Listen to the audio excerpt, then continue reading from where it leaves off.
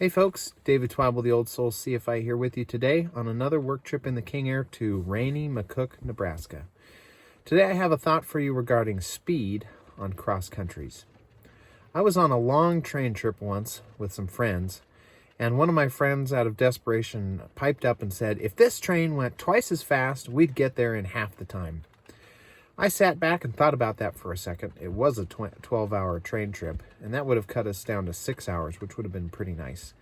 I thought about it for a second, then went back to chatting, right? But that's a pretty important thought. If you double your speed, you cut down your trip time by half. So let's apply that practically. Let's start at a standstill with a 1 mile trip.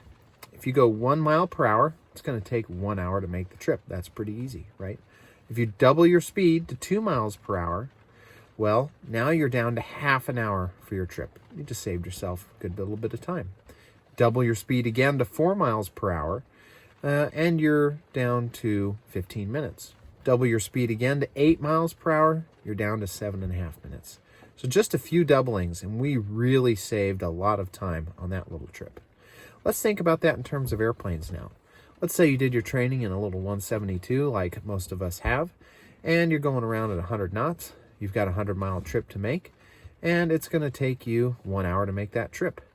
Okay, you double your speed again to 200 knots on your 100-mile trip, you're down to 30 minutes.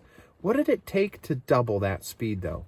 Well, probably a pretty high-speed Mooney or Twin or some other airplane in that category, and that's going to be a whole lot more money just to double that speed, right? Let's think about it again and double our speed to 400 knots. Well, now we're firmly in jet territory, and we're talking a lot of money at that point. So what you can see from this is that speed only has limited benefits, right? Speed increases incrementally become less and less valuable the faster we go.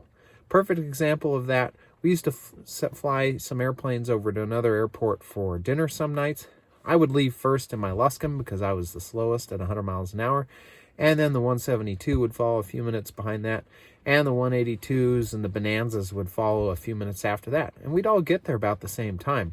They really didn't save that much time by having that really fancy, faster airplane compared to mine because they weren't doubling their speed, right? So we were kind of in the same speed category. So that's an important thing to think about. Going from 1 miles per hour to 2 miles per hour, you double your speed. But think about that, going from 500 miles per hour to 501 miles per hour. It's almost no difference, right? The more speed you have, the less each little bit extra helps. So just something to think about maybe as you're contemplating moving up in the world into faster and faster airplanes.